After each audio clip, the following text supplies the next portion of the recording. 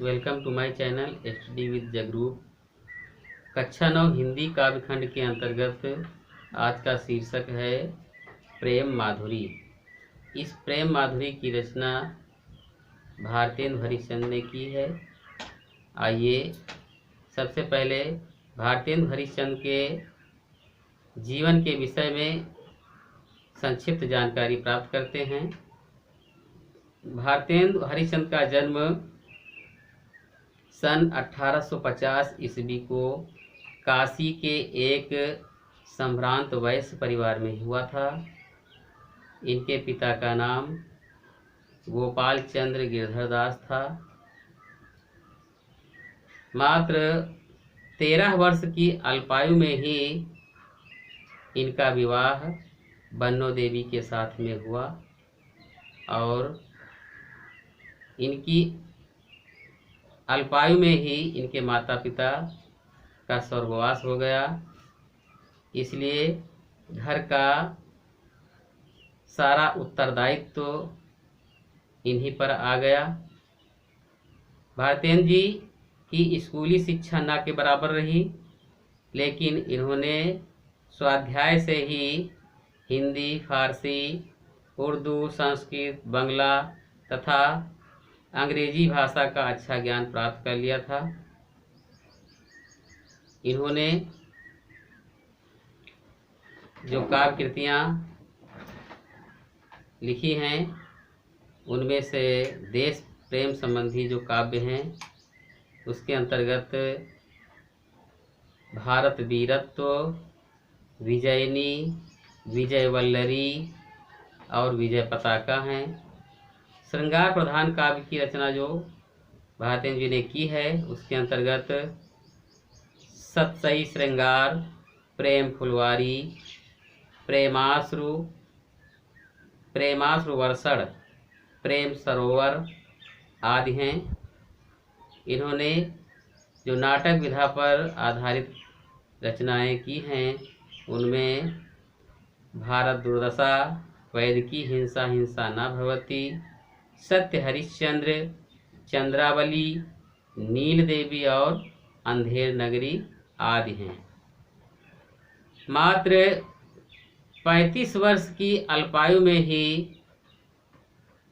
सन 1885 ईस्वी में इनका स्वर्गवास हो गया। तो आइए भारतेंदु हरिश्चंद्र द्वारा रचित शीर्षक प्रेम माधुरी का पहला पद्यांश देखते हैं। कूके लागी कोयल कदम बन पे बैठ फेरी धोए धोए पात हिली हिली सर से लगे, बोले लगे दादुर मयूर लगे नाचे फेरी देख के संयोगी जन ही हर से लगे, हरी भरी भूमि सिरी पवन चलन लगी लखी हरिचंद फेरी प्राण तरस लगे, फेरी झूमी झूमी वर्षा की ऋतु आई फेरी बादर निगोरे झुकी झुकी बरस लगे, फेरी झूमी झूमी वर्षा की ऋतु आई फेरी बादर निगोरे झुकी झुकी बरस लगे। इस प्रेम माधुरी शीर्षक के लिए संदर्भ कैसे लिखा जाएगा आइए देखते हैं। प्रस्तुत पद्यांश हमारी पाठ्यपुस्तक हिंदी के काव्यखंड के अंतर्गत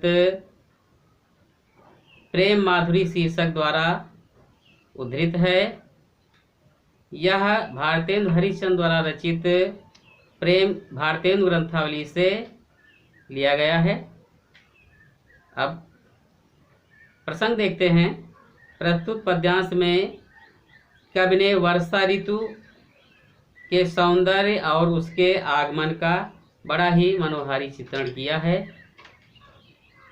अब आइए व्याख्या समझते हैं। भारतेंदु हरिश्चंद्र जी वर्षा ऋतु के आने पर भारतेंदु हरिश्चंद्र जी कहते हैं कि वर्षा ऋतु के आने पर कोयल कदम के वृक्षों पर बैठकर कूकने लगी है। वर्षा के जल से धुले धुले पत्ते हिल हिल कर बड़े ही सुंदर दिखाई पड़ते हैं, अर्थात अपनी सुंदरता का प्रदर्शन कर रहे हैं। वर्षा ऋतु के आगमन से मेढक बोलने लगे हैं, मोर नृत्य करने लगे हैं। वर्षा का आगमन देखकर संयोगी जन का हृदय प्रसन्न एवं प्रफुल्लित होने लगा है। वर्षा के जल से धूली सारी धरती हरी भरी हो गई है। शीतल मंद वायु चलने लगी है। कवि कहता है कि ऐसे वातावरण में वियोगी व्यक्तियों का हृदय प्रिय के दर्शनों के लिए व्याकुल होने लगा है। वर्षा ऋतु झूम झूम कर फिर से आ गई है और निगोड़े बादल झुक झुक कर अर्थात नीचे आ आकर बरसने लगे हैं। अब आइए अगला पद्यांश देखते हैं। जिए पे जो होए अधिकार तो विचार कीजिए, लोक लाज भलो बुरो भले निर्धारिये। नैन श्रवण कर पग सब पर बस भय, उते चली जात इन्हें कैसे कैसे संभारिये। हरिचंद भाई सब भांति सो पराई हम, इन्हें ज्ञान कही कहो कैसे कह निवारिये। मन में रहे जो ताही दीजिए विसारी मन, आप बस जामे ताही कैसे कह विसारिये। मन में रहे जो ताही दीजिए विसारी मन, आप बस जामे ताही कैसे कह विसारिये। संदर्भ पूर्वक रहेगा। प्रसंग देखते हैं। प्रस्तुत पद्यांश में कवि ने उस समय का वर्णन किया है जब श्री कृष्ण उद्धव को गोपियों के पास निर्गुण ब्रह्म का उपदेश देने के लिए भेजते हैं और गोपियां अपनी विरहावस्था का वर्णन उनके सामने करती हैं। आइए व्याख्या समझते हैं। गोपियां उद्धव से कहती हैं कि हे उद्धव, यदि हमारा मन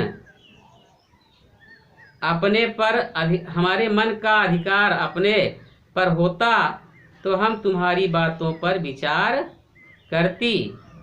लोक मर्यादा भलाई बुराई का भी उचित रूप से निश्चय नहीं करती हैं। क्या करें, हमारा मन हमारे बस में नहीं है। यहाँ तक कि हमारे नेत्र, कान, हाथ, पैर आदि सभी अंग श्री कृष्ण के वश में ही हैं। इन पर भी हमारा अधिकार नहीं रहा। ये सब श्री कृष्ण की ओर स्वयं ही चले जाते हैं।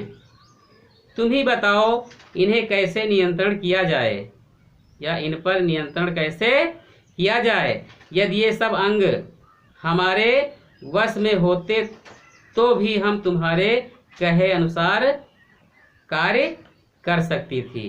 गोपियां पुनः कहती हैं कि हे उद्धव, हम सब गोपियां तो पूर्ण रूप से श्री कृष्ण के अधीन हैं।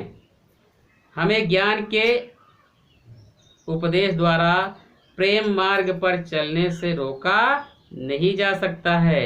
यदि कोई हमारे मन में निवास करता हो तो हम उसे भुला भी दें, लेकिन जब हमारा मन ही किसी दूसरे के हृदय में जाकर बस गया हो तो भला कैसे भुलाया जा सकता है। हे उद्धव, आप हमें व्यर्थ ही ज्ञान का उपदेश दे रहे हो।